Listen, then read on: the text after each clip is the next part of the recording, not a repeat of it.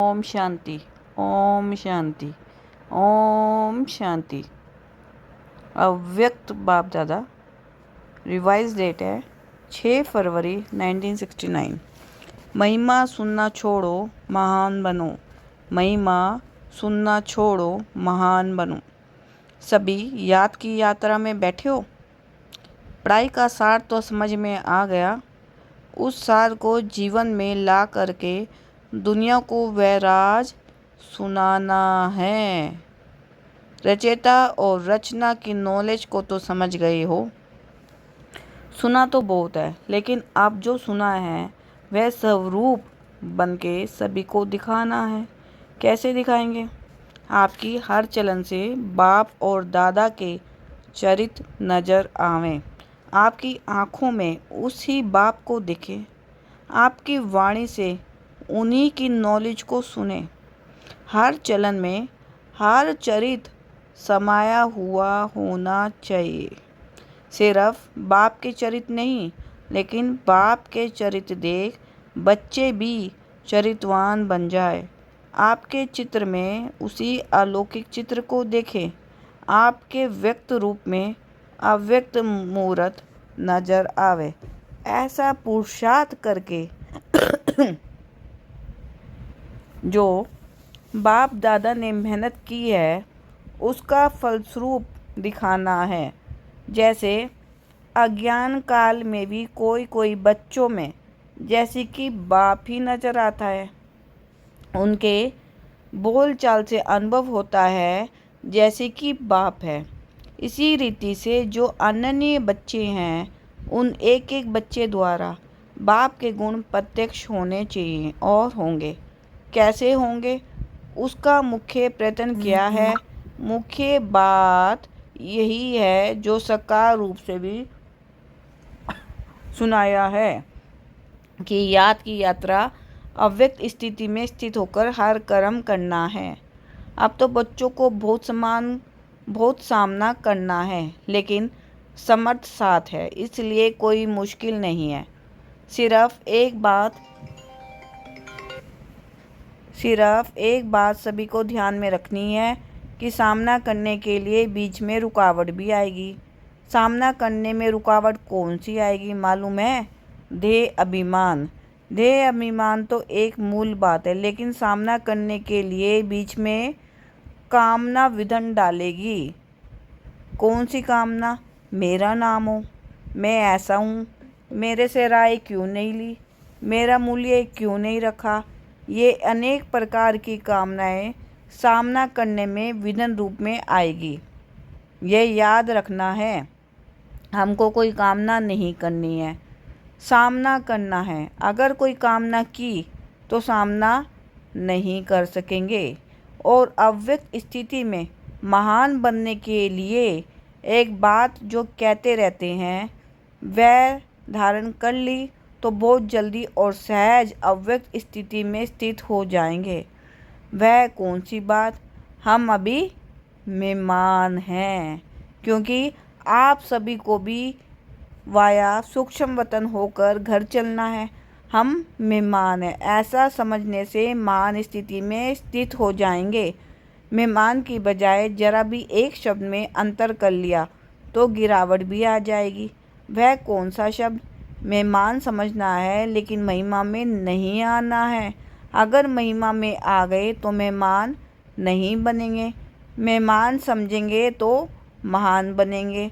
है जरा सा अंतर, मेहमान और महिमा। लेकिन जरा सा अंतर भी अवस्था को बहुत नीचे ऊपर कर देता है। तुम सभी को ज्ञान कौन सा देते हो? त्रिमूर्ति का। जैसे त्रिमूर्ति का ज्ञान औरों को देते हो, वैसे अपने पास भी 3 बातों का ज्ञान रखना है। 3 बातें छोड़ो और 3 बातें धारण करो। अब ये 3 बातें छोड़ेंगे तब भी स्वरूप में स्थित होंगे, सर्विस में सफलता भी होगी।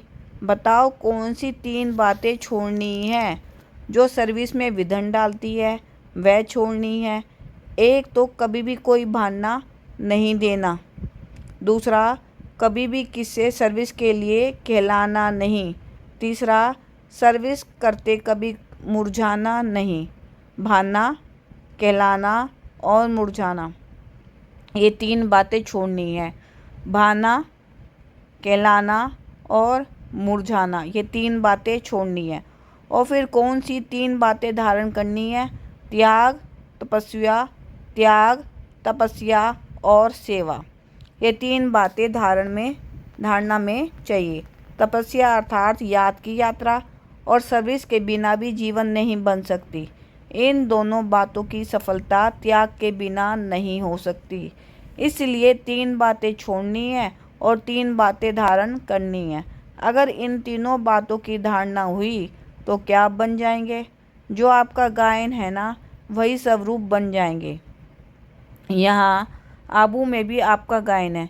किस रूप में और कौन सा रूप यादगार का है? तपस्या के साथ साथ और भी कोई मुख्य रूप का यादगार है? जिन्होंने दिलवाड़ा मंदिर ध्यान से देखा होगा उन्हें याद होगा। जैसे तपस्वी हैं तो त्रिनेत्री भी हैं। तपस्या के साथ साथ याद त्रिमूर्ति की है।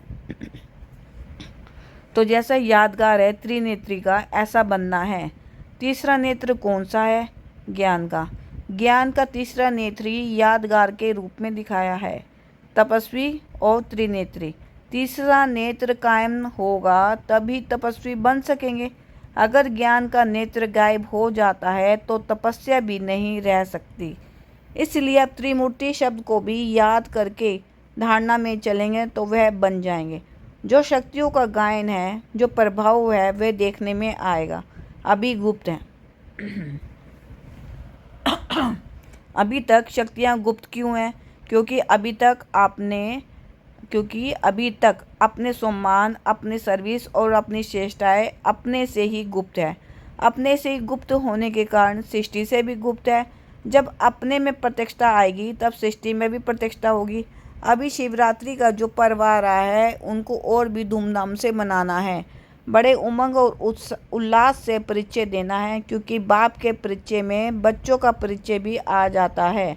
बच्चे बाप का परिचय देंगे तो बाप फिर अव्यक्त में बच्चों का परिचय, बच्चों का साक्षात्कार आत्मा को कराते रहेंगे।